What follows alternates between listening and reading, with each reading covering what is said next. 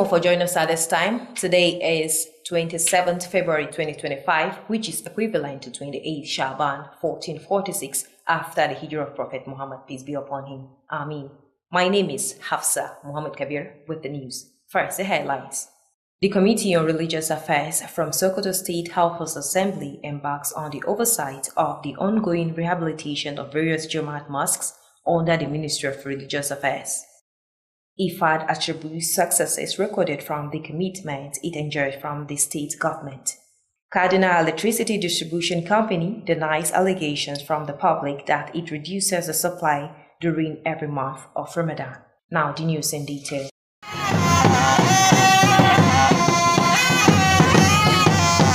Muslim Ummah have been asked to start looking for the crescent of Ramadan 1446 after the Hijrah from tomorrow, Friday, 28 February 2025. This is contained in a statement signed by Professor Sambowali Junaidu, Chairman of the Advisory Committee on Religious Affairs, Sultanate Council.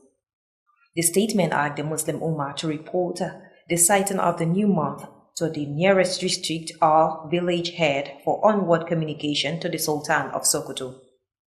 The statement revealed that the general public could report the sighting of the new moon directly to the Sultan through the following phone numbers: 08037157100 or 07067416900 or 08066303077 and 08035965322 and 08035945903.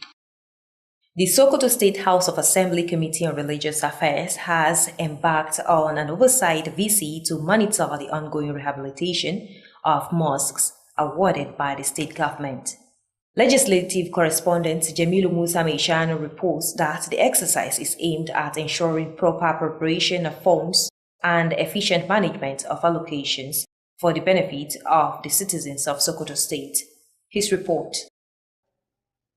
The chairman of the committee, Abubakar Shamaki Abu, while addressing journalists during the inspection, emphasized that the oversight visit is part of the committee's constitutional responsibility to ensure transparency and accountability in the execution of government projects. He commended Governor Ahmad Aliyu for his unwavering commitment to Islamic affairs, noting that the rehabilitation of mosques align with the governor's campaign promises and his 9-point SMART agenda, which prioritized the development of Islamic activities in the state. The committee's first step over was at the Usman bin Affan Jumu'at Mosque, Gaonama, where the state government awarded contracts for the total rehabilitation at the cost of over 200 million naira. The committee expressed satisfaction with the progress of the work and urged the contractor to maintain the tempo to ensure timely completion.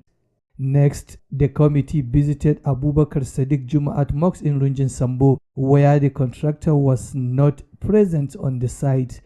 The committee subsequently invited the contractor to appear before the House to address some observations regarding the project, which was awarded for 44 million naira. At the Hassan Dan Mu'az Jumu'at Mosque in Runjin Sambo, the committee expressed satisfaction with the ongoing rehabilitation work but made some observation and directed the engineer in charge to make necessary correction to ensure the project meet the required standards. The committee also inspected the Sultan Muhammad Machad Jumu'at Mosque on Emir Yahya Road, where they commended the contractor for the timely completion of the project. The committee expressed satisfaction with the quality of work done and praised the state government for its commitment to improving Islamic affairs by erecting some infrastructure in the state.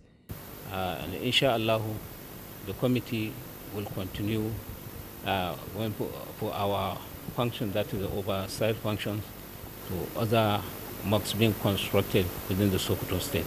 I also want to use this medium to commend His Excellency, the Executive Governor of Sokoto State, for what he is doing, most especially under the religious affairs, in trying to fulfill his promise, campaign promise, where he promised to develop Islamic affairs.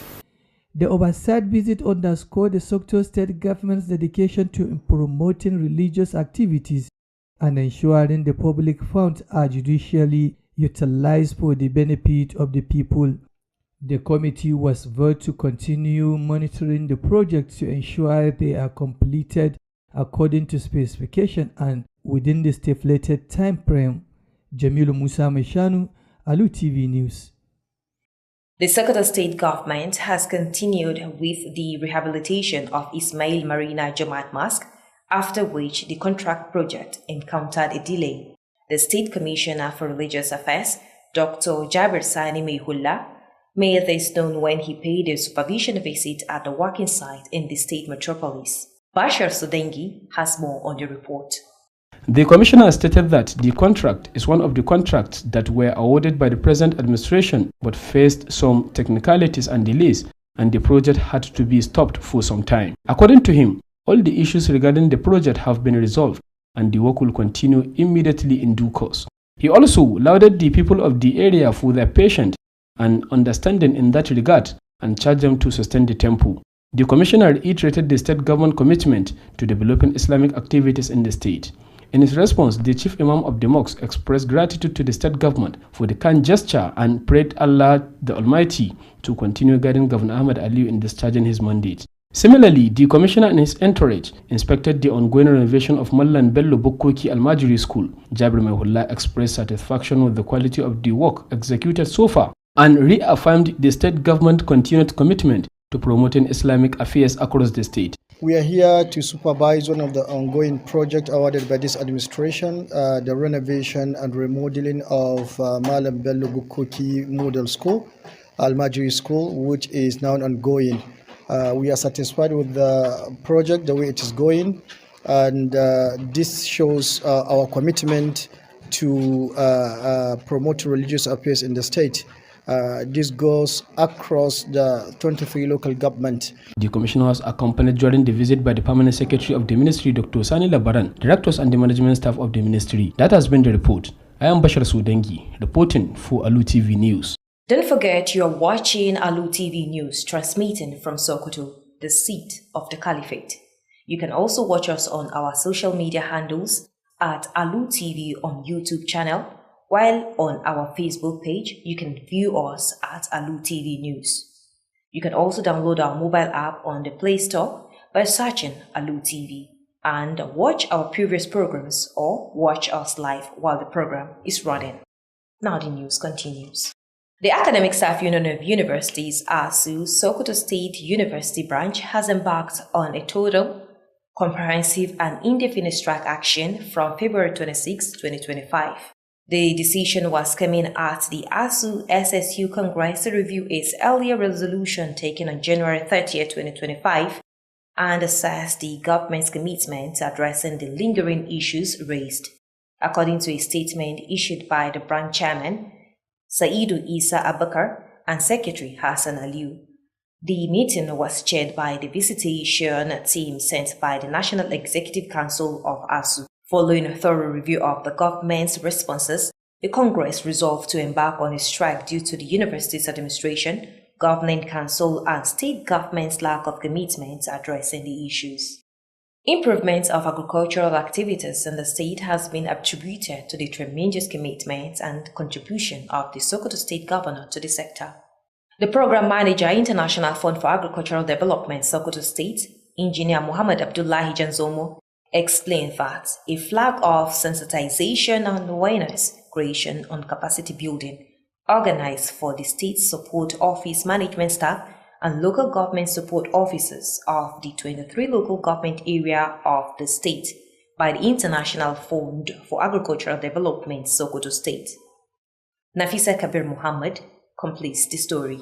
Engineer Muhammadu Abdullahi Janzomo stated that many programs have been initiated by the fund and many more are coming to ensure the effective development of agriculture in Sokoto State. He said the aim of organizing the training is to enable their staff to acquire more knowledge and capacity to work effectively and professionally.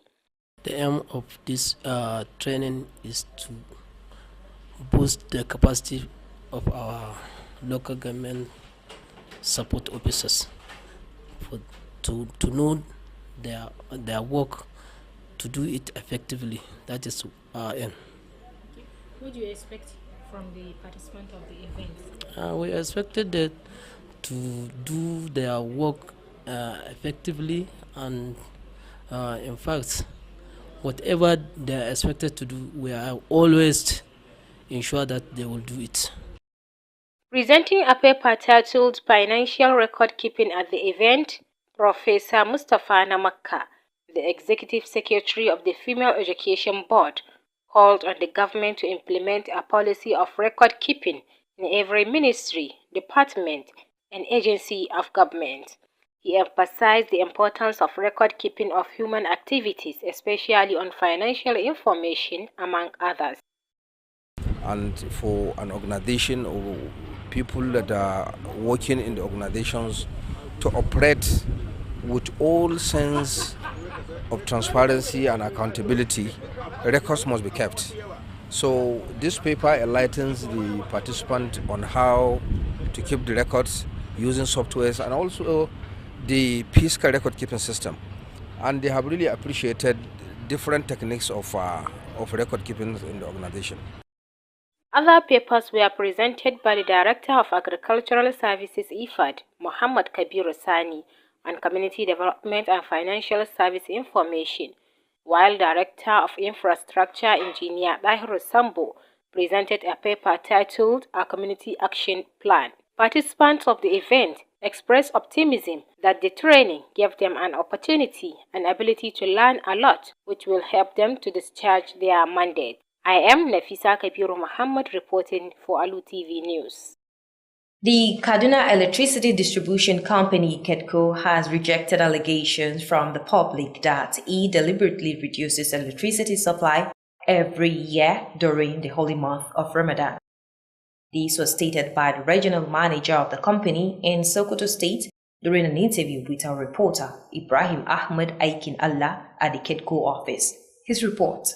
Following numerous allegations against the Kaduna Electricity Distribution Company, KEDCO, regarding power shortage during the holy month of Ramadan, Alu TV News visited the company's headquarters in Sokoto State to seek clarifications. Speaking at the KEDCO office, the regional manager of Sokoto State, Zanna Ahmed Ashemi, described the claims as mere misconceptions, emphasizing that KEDCO remains committed to ensuring efficient service delivery. No. This is people are thinking. People that think like that do not understand how electricity generation, transmission, and distribution happens. If they appreciate how, for example, the weather affects hydro power plants, affects the production of energy in hydro power plants, of which most of our generation companies are hydro. He further explained that several factors contribute to power shortages, including weather conditions and increased electricity demand, especially during the month of Ramadan, when people rely more on appliances such as air conditioners, refrigerators, and fans. He urged the public not to hastily jump into conclusions on such matters, stressing the need for thorough research into how the power distribution system operates. These are power assets that are affected by weather. Definitely, you will expect that the way it will work in one season will not be the same as the way it works in another. We are begging so that you should please help us so that we can do our fasting much better, so that the ice block we are buying, we can have low cost of buying of ice blocks. So please, we are calling upon NEPA, please. Some residents who were interviewed shared their opinions on the issue. A stable power supply is essential for the progress of every business, and it is particularly needed during the holy month of Ramadan, one respondent stated. Ibrahim Ahmad Aikin Allah, Alu TV News. The death of Dallatin Sokoto Alhaji Budan Malam has occurred. His funeral prayer was conducted at the Sultan Muhammad Bello Jumat Mosque, Sokoto, and attended by the Sultan of Sokoto, Muhammad Saad Abakar. Abakar Toba reports that Governor Ahmed Aliu Sokoto was represented by the Secretary to the Sokoto State Government, Muhammad Bello Sifawa. His report. A large crowd of people gathered to attend the funeral prayer of the deceased, which was led by the Deputy Chief Imam of the Mosque, Imam Yahya Akwara. Later, Latin Sokoto died in Sokoto at the age of 95 after a prolonged illness. Speaking to Ali TV News, Hayatu Jibril Latu, a son of the late Dallatu, described the demise of his father as shocking. Believe that what Allah, the Almighty, planned, even as he said that every soul must taste death. He prayed to Allah, the Almighty, to forgive his father and reward him with Jannatul Firdaus. Many of the deceased friends interviewed described the Latu as generous, religious, and somebody who always assists the needy. Funeral prayer of the Latun Sokoto had in attendance the Sultan of Sokoto, Alhaji Saad Abakar, Alhaji Muhammad Bello Sipawa, the Secretary to Sokoto State Government, Ulama, General Manager of Alu Chibi, Alhaji Bashar Abubakar, and some staff of Alu Chibi and Alu Yago FM, among others. Later, Latun Sokoto was survived by 3 wives, 40 children, and many grandchildren. Among his children is Professor Muhammad Kabir Latu from the University Namfodio, from the Osman Namfodio University. Among his children is Professor Muhammad Kabir Latu from the Osman Namfodio University, Sokoto. Awesu Latu, Hayatu Jibril Latu, the acting general manager of Alu Yago FM, among others. May his soul rest in peace. Abakar Toba, reporting for Alu TV News. In a related development, the Nigeria Union of Journalists, Sokoto State Council, is deeply saddened by the passing of Alhaji G. Budan Malam, the esteemed district head of Tudunwada. His demise is a great loss to Sokoto State, leaving a profound void in a social, cultural, and political landscape. In a statement signed by the Secretary of the Council, Muhammad Nasir Bello, on behalf of the Chairman, Usman Muhammad Binji, said Alhaji G. Budan Malam was a distinguished leader, a unifier, and a pillar of strength in the development and progress of Sokoto State. NUJ said his remarkable contributions to the growth, unity, and prosperity of the state will be remembered for generations to come. The NUJ Sokoto State Council received the news of his passing with deep sorrow. We extend our heartfelt condolences to his family, particularly to our esteemed colleague and member Hayatu G. Budan Latu, General Manager of Aluya Bude FM Sokoto, who has lost a beloved father. The union pray that the Almighty grant the deceased eternal rest and gives his family the strength and patience to bear this great loss. May his soul rest in peace. And that ends the news at this hour. Before we go, another look at stories that made headlines. We report to you that the Committee on Religious Affairs from Sokoto State House of Assembly has embarked on the oversight of the ongoing rehabilitation of various Jumat mosques under the Ministry of Religious Affairs. We also brought to you that the IFAD Sokoto office has attributed the successes being recorded to the commitment it enjoys from the state government. We also told you that the Kaduna Electricity Distribution Company Sokoto office has denied the allegation from the public that it reduced supply during every month of Ramadan. On behalf of the news producer, Bashar Abakar, and the production team, I am Hafsa Muhammad Kabir saying, good evening. God bless Nigeria.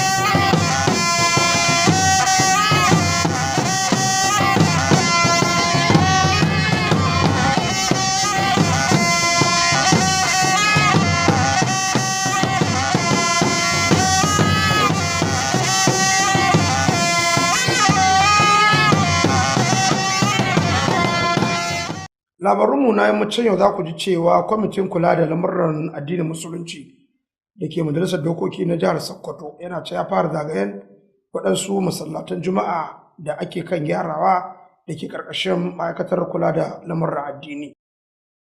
Za kuma ku ji cewa hukumar IFAD ta ta'allaka nasarorin da take samu da goyon bayan da take samu daga gwamnatin jihar Sokoto. Haka kuma kamfanin rarraba wutar lantarki da ke Kaduna ya musanta cewa yana ƙwange wutar lantarki a lokacin watan azumin Ramadan na kowace shekara.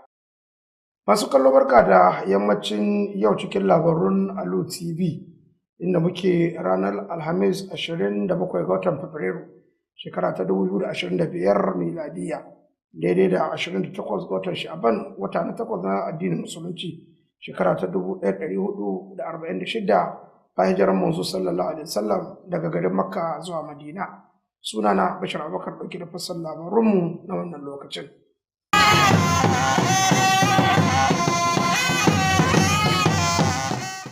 Ai kira ga al'ummar musulmi da su soma duban jinjirin watan Ramadan shekarar 1446 bayan hijirar manzo sallallahu alaihi wasallam daga Makka zuwa Madina daga ranar Juma'a ta 28 ga watan Fabrairu na wannan shekarar.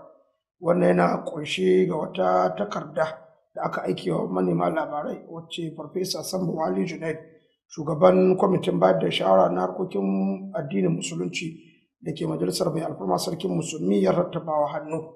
Sanarwar ta kira ga al'umma cewa su kai rahoton ganin dukkan wani jinjirin wata da suka gani a uwan ƙasa ko hakimi domin isar da saƙon ga mai alfarma sarkin musulmi domin sanar da al'ummar musulmi halin da ake ciki.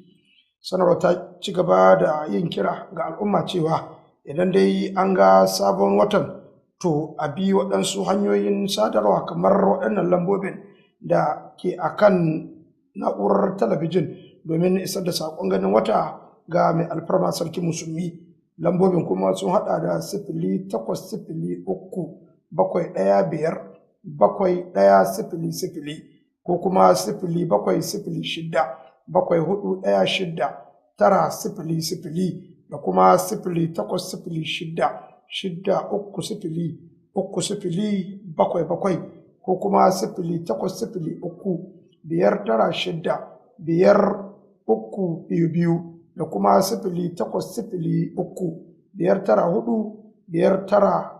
0803-594-5903 domin ɗaukar mataki a fadar mai alfarma. Kwamitin Majalisar Dokoki mai kula da lamuran addinin Musulunci na jihar Sokoto yana can ya soma rangadin waɗansu masallatan Juma'a da ake can ana gyarawa a ƙarƙashin ma'aikatar kula da lamuran addinin Musulunci wacce gwamnatin jihar Sokoto ta ba da gyara. Wakilin munazawar majalisa Jamilu Musa Mai Shanu ya rahoto cewa wannan ziyarar dai tana daga zimmar ganin cewa an tabbatar da kashe kuɗi kamar yadda aka sanya da kuma kula da su da tsantseni kamar yadda waton ita ma'aikatar ta bayyana a lokacin kare kasafin kuɗi a zauren majalisar. Jamilu Musa da cikon rahoton. Shugaban kwamitin Abubakar Shamaki Yabo a lokacin da yake zantawa da manema labarai a yayin ziyarar ya jaddada cewa ziyarar sa idan na daga cikin hakkin da tsarin mulki ya rataya a wuyan kwamitin na tabbatar da gaskiya da riƙon amana wajen gudanar da ayyukan gwamnati. Ya kuma yaba wa gwamna Ahmad Aliyu bisa jajircewarsa ga harkokin addinin musulunci, inda ya bayyana cewa gyaran masallatai ya yi daidai da alƙawurran yakin neman zaben gwamnan da kuma tsarin ƙuduransa tara waɗanda suka ba da fifiko wajen bunƙasa harkokin addinin musulunci a jihar. A lokacin zagayen kwamitin ya fara ne a masallacin Jumu'A na Usman bin Affan da ke unguwar Gawan Nama, inda gwamnatin jihar ta bayar da kwangilar gyaran gaba ɗayan masallacin akan kuɗi sama da naira miliyan 200. Kwamitin ya nuna jin daɗinsa da yadda abin ke gudana, sannan ya buƙaci ɗan kwangilar da ya kula da lokaci domin tabbatar da kammala aikin akan lokaci. Bayan haka kwamitin ya ziyarci masallacin Juma'a na Abubakar Sadiq inda suka sami ɗan kwangilar bayanan. Daga nan ne kwamitin ya gayyaci ɗan kwangilar da ya zo gaban majalisa domin yin jawabi ga wasu shawarwari game da aikin da aka bayar da shi kan naira miliyan 44 a masallacin Juma'a na Hassan Dan Mu'azu da ke Runjin Sambo. Kwamitin ya nuna jin daɗinsa da yadda ake gudanar da aikin gyare-gyare da aka yi, amma kuma ya ba da shawarwari. Haka kuma ya umarci injiniya mai kula da aikin da ya yi gyare-gyaren da suka dace don ganin aikin ya cika ƙa'idojin da ake bukata. Kwamitin ya kuma duba masallacin Juma'a na Sarkin Musulmi Muhammadu Maccido da ke kan titin Emiya Yahaya, inda suka yaba wa ɗan kwangilar akan kammala aikin akan lokacin da aka bukata. Kwamitin ya bayyana jin daɗinsa da irin ayyukan da aka gudanar, tare da yaba wa gwamnatin jiha bisa jajircewarta na inganta harkokin addinin musulunci ta hanyar gina wasu ababen more rayuwa a jihar. Ina amfani da wannan dama in girgiza ga mai girma gwamnan jihar Sokoto Dr. Ahmed Aliyu ne bisa ga irin kokarin da ya kai na cika alƙawarin da ya yi lokacin kamfen na waɗannan ƙudurori guda 9 inda yake ta kokarin ciyar da addinin musulunci gaba. To kira na ga al'ummar musulmi, an gyara masallatai wurin ibada ne, to a yi kokari a rayar da shi da ibada, kuma a ci gaba da kula da tsaftar su da gyaran su, da yake mai girma gwamna duka yawancin masallacin ne ya yanka musu kuɗi na wata-wata da ake basu domin kula da tsaftace masallacin ne da sauran abubuwan da ya kamata a yi waɗanda ba manyan ayyuka ba. Ziyarar sa idan ta nuna yadda gwamnatin jihar Sokoto ta himmatu wajen bunƙasa harkokin addini da kuma tabbatar da cewa an yi amfani da kuɗaɗen jama'a ta hanyar da ta dace domin amfanin al'umma. Kwamitin ya sha alwashin ci gaba da sanya ido kan ayyukan domin tabbatar da an kammala su bisa ƙa'ida da kuma lokacin da aka ƙayyade. Ƙarshen rahoton kenan. Jamilu Musa Mai Shanu, labaran Alu TV. Gwamnatin jihar Sokoto dai tana can ta ci gaba da gyaran masallatan Juma'a domin ganin cewa ta cika ƙudurorin nan guda 9 da ta ɗauka lokacin yakuwar neman zaɓe. Wakilinmu na sashen addinin musulunci Bashar Sodangi ya labarta cewa wannan na zuwa ne bayan da shugaban ko kuma kwamishinan ma'aikatar lamurran addini na jihar Sokoto Farfesa Jabir Sani Mai Hulla ya ziyarci masallacin Ismaila Marina na Juma'a da ke Marina domin ganin yadda aikin yake tahiya. Ga Bashar Sodangi da cikon rahoton. Kwamishinan ya bayyana cewar wannan aikin yana ɗaya daga cikin ayyukan da gwamnatin jihar Sokoto ta bayar da kwangilarsu, sai dai an fuskanci wani tsaiko wanda ya janyo aikin ya dakata na ɗan wani lokaci. A cewarsa, dukkanin matsalolin da suke akwai dangane da wannan aikin an riga da an sasanta su, kuma za a ci gaba da aikin nan take. Haka zalika ya yaba wa irin gudunmuwar da al'ummar yankin suke basuwa da kuma fahimtar su, inda ya kira gare su da su ɗore da hakan. Kwamishinan haka zalika ya jaddada da kofar gwamnatin jihar Sokoto wurin ƙara ɗabbakar da harkokin addinin musulunci a jihar nan. Gwamnati bata mance da wannan masallacin ba, asali ita ta ba da shi a yi shi, ya za ta mance da shi, bata mance da shi ba, amma saboda waɗannan abubuwan da suka shigo sai ya kasance an samu tsaiko. To yanzu an kai ƙarshe alhamdulillah, kuma mai girma gwamnati ya ba da approval, kuma za a ci gaba da aikin nan take.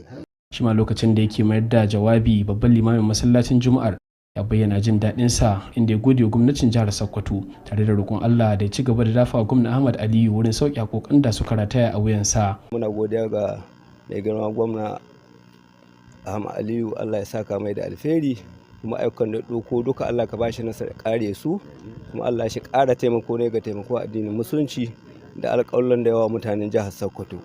To a wata mai kama da wannan, kwamishina da 'yan tawagarsa sun ziyarci aikin gyaran makarantar Mallam Bello Bukkoki da ake kan gudanarwa, inda Jabir Mai Hulla ya bayyana gamsuwarsa da ingancin aikin da aka riga aka gudanar. Haka zalika ya jaddada da kofar gwamnatin jihar Sokoto wurin ƙara ciyar da harkokin addinin musulunci a gaba. Kwamishina lokacin ziyarar yana tare da rakiyar babban sakataren ma'aikatar Dr. Sani Labaran, daraktoci da ma'aikata a ma'aikatar. Ƙarshen rahoton kenan. Bashar Sodangi, labarun Alu TV. To masu kallo kada a manta, labaru na zo muku ne daga gidan talabijin na Alu TV Najeriya, wanda yake watsa shirarwansa a cibiyar Daular Usmaniya da ke Sokoto. Ana iya kallon dukkan shirarwanmu da ma labarun da ake hali yanzu ta kafafenmu daban-daban, musamman manhajar YouTube, da za a iya shiga a latsa Alu TV domin ganin yadda take kayawa. ana iya kuma shiga manhajarmu ta Facebook inda za a iya kamo mu a Alu TV News. Haka kuma ana iya sauke manhajarmu da ke cikin manhajar nan ta Play Store idan aka latsa Alu TV domin ganin shirarwan da suka gabata da kuma waɗanda suke gudana a halin da ake ciki yanzu. Ƙungiyar manyan ma'aikata ko kuma malaman jami'o'i reshen jami'ar jihar Sokoto suna can sun soma yajin aikin tseba ta gani saboda cika wani alkawali da aka kasa musu kamar yadda suka bayyana. Wannan matakin dai ya biyo bayan zaunawa da kuma tattaunawa da duba alƙawalin da suka ce an yi musu a ranar 30 ga watan Janairu na wannan shekarar, wanda suka zargi gwamnati da cewa ta yi ƙememe da waɗannan buƙatun nata. Kamar yadda sanarwar da shugaban yankin na wannan jami'ar Sa'idu Isa Abubakar da sakatarensa Hassan Aliyu suka rattaba wannan takardar hannu sun bayyana cewa wannan dai ya biyo bayan wata ziyara da aka yi a majalisar kula da jami'o'i ta ƙasa, wanda ita reshen masu kula da lamuran karantarwa suka yi. Wannan kuma kamar yadda suka ce gwamnati ta ƙi kula da waɗansu lamurra da suke bukata domin a ciyo kansu, wayanda za su ba da damar ci gaba da sha'anin karatu a wannan jami'ar. A halin da ake ciki da yanzu jami'ar tana ruhe a ranar 26 ga watan nan da muke ciki. Inganta sha'anin aikin noma a jihar Sokoto ya samu bunƙasa sanadiyar marawa da goyon bayan da yake samu ga gwamnatin jihar Sokoto. Manajan shirin hukumar nan ta bunƙasa aikin noma ta IFAD da ke jihar Sokoto, injiniya Muhammad Abdullahi Janzomo, shi ne ya bayyana haka a lokacin ƙaddamar da yekuwar wayar da kai da kuma kimtsa ma'aikatan noma da wannan hukumar tare da haɗin gwiwar ma'aikatan ƙananan hukumomi suka shirya na ƙananan hukumomi 23 da ke jihar Sokoto, ganin cewa an cimma muradun da ake da su na inganta sha'anin aikin noma a jihar Sokoto. Wakiliyarmu Nafisa Kabir Muhammad tana kan layi da cikon rahoton.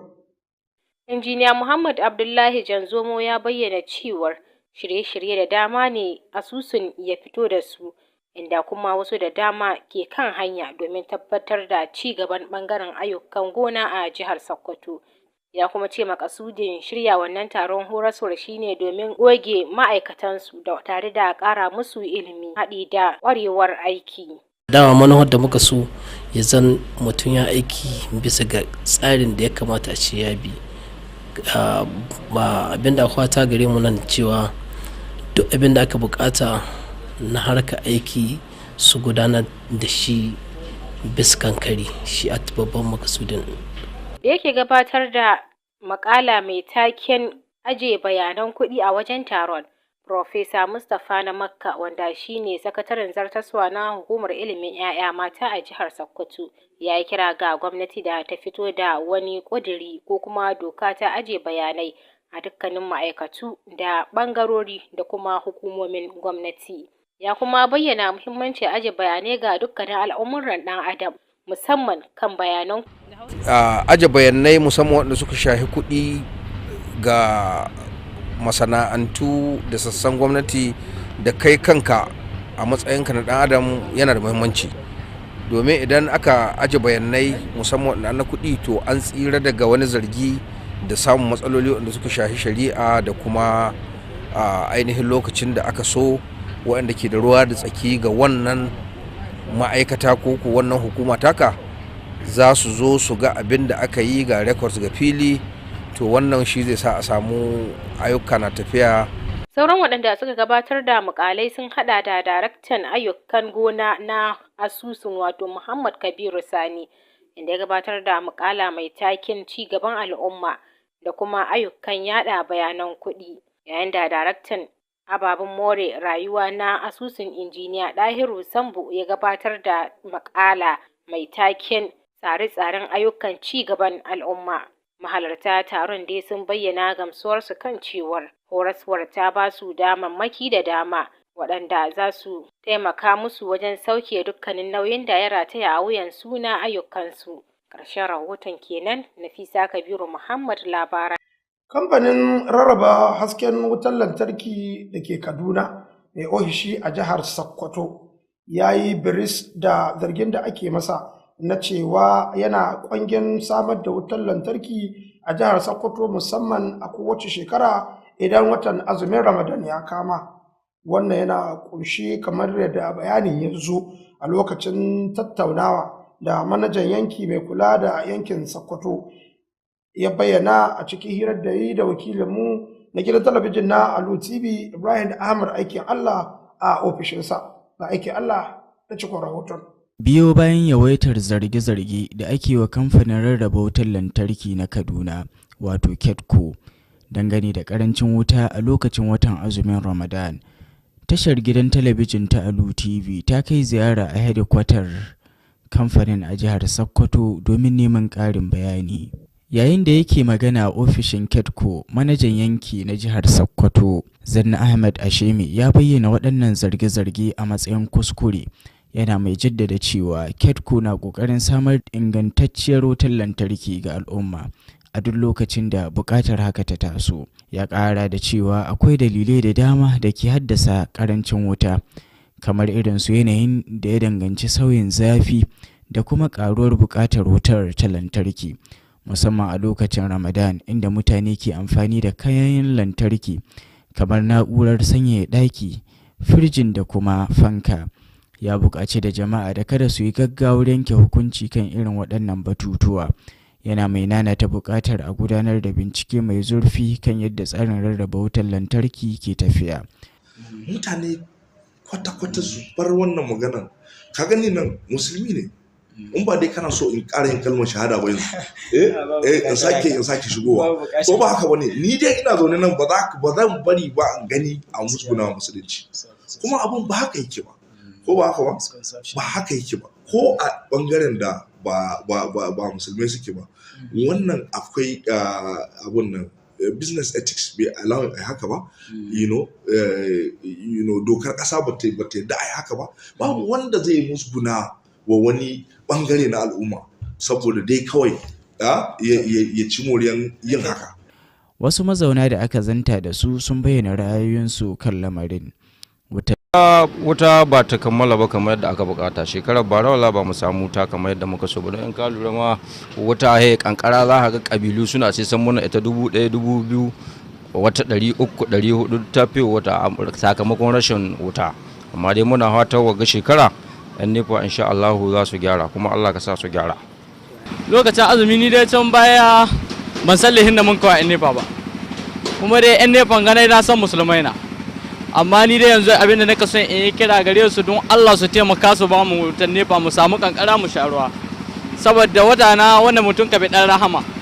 Lantarki dai mai dorewa tana da matukar muhimmanci ga ci gaban kowace sana'a, kuma tana da matukar bukata a lokacin watan azumin Ramadan, in ji wani daga cikin waɗanda aka tattauna da su. Ibrahim Ahmad aikin Allah, labarun Alu TV. Allah ya yi wa Dallatu Sokoto rasuwa Alhaji Jibo dan Malam. Jana'izarsa dai ta samu halartar mai alfarma sarkin musulmi Muhammad Sa'ad Abubakar, wacce aka yi a masallacin Jumu'A na sarkin musulmi Muhammadu Bello da ke Sokoto. Wakilinmu Abubakar Toba ya ce gwamnan jihar Sokoto ya samu wakilcin sakataren gwamnatin jihar Sokoto Muhammadu Bello Sifawa. Ga Toba da cikin rahoton.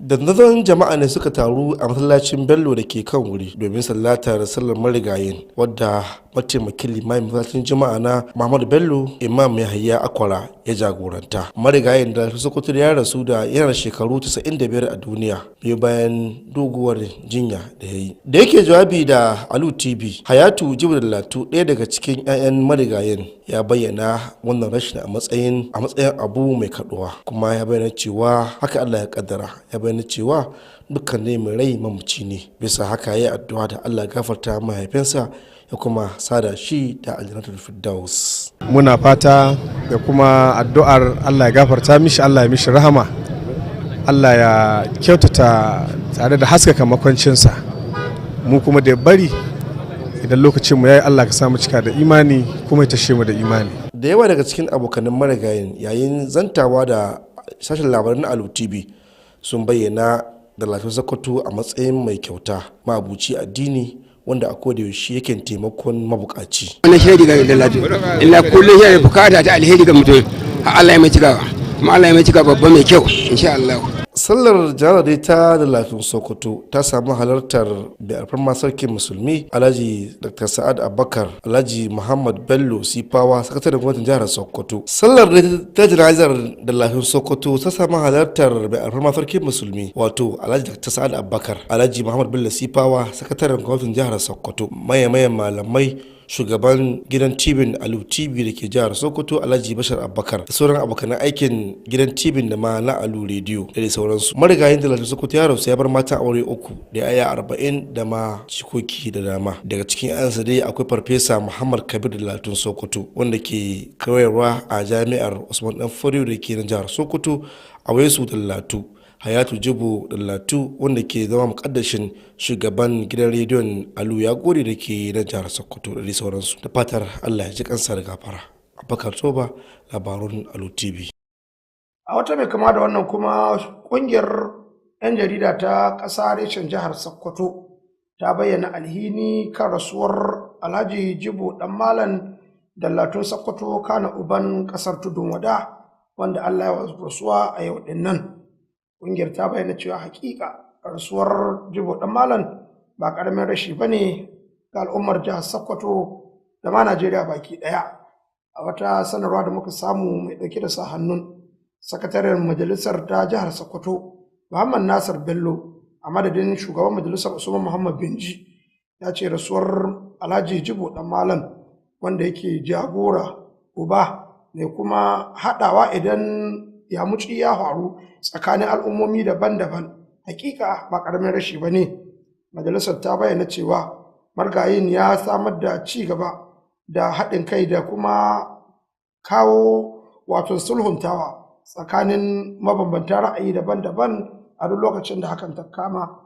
Majalisar ta ƙara cewa a lokacin da ta samu labarin rasuwar Alhaji Jibo Dan Malam ta kaɗu ainun kuma ta isar da saƙon ta'azirata ga 'yan uwa da iyalan margayin, musamman ɗaya daga cikin mambobinta wanda kuma shine manajan gidan rediyo Alu ya gode Alhaji Hayatu Jibo Dallatu. Ƙungiyar daga nan ta roki Allah subhanahu ta'ala ya shi gahara ga ruhin mamacin, shi baiwa iyalansa haƙurin juyi wannan rashin da aka yi. To Allah ya kyautata tamu baya ga tasu. Duka labarin namu kenan ka mai ban kwana ga bitar waɗansu da aka rigaya aka ji.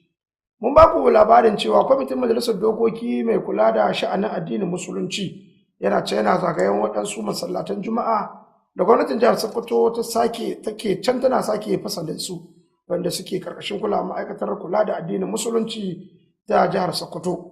Shugaban kwamitin Abubakar Shamaki Yabo shine yake jagorantar sauran mambobin majalisar domin ganin yadda take kayawa a lokacin gudanar da waɗannan ayyukan.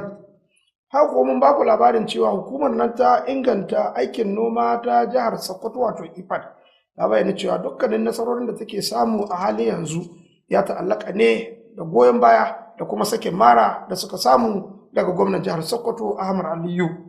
Mun ko baku labarin cewa kamfanin rarraba haske wutar lantarki da ke Kaduna mai ofishi a jihar Sokoto ya musance cewa yana kwangin hasken wutar lantarki musamman a lokacin watan azumin Ramadan na kowace shekara idan ta kama. Manajan yanki shine ya bayyana hakan a lokacin da yake zantawa da labarun Alu TV. To duka waɗanda suka tama ya labarun suka zo, ni Bashir Abubakar ke cewa kuna muku lafiya, sadu alheri, sai da safen ku.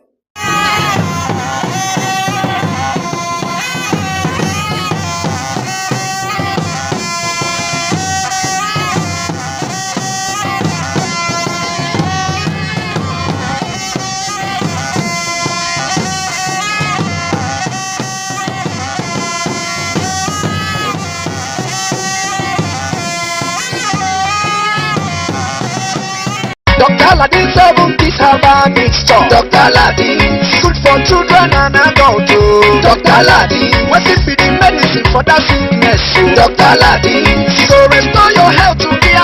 7 keys go power. Mama Jerry, this means where they do Jerry don't tell now. Are you sure say you give and the 7 keys herbal mix or what I tell you? Neighbor, I buy a more. But they no write I'm Dr. Aladdin for him body. Now doctor, I beg, make I hear what? I not tell you say you get many doctor this, doctor that for inside market now. Make I pass Zara. If no be Dr. Aladdin, it no be 7 keys. Shine your eyes though. Many fake products don't full market. They answer different names for cases like measles, chickenpox, cold, and fever. I beg, no play with your life. Make sure say the writer Dr. Aladdin 7 keys herbal mixture for body. Now FAEK and Source Limited they produce them. And for adult and children. NAFDAC don't approve them. Restore your health to Kia. 7 keys go power. If symptoms persist after 3 days, go see your doctor. Dr. Aladdin 7 keys herbal mixture. Now for Ida amaru ko suna so ko da ba su so.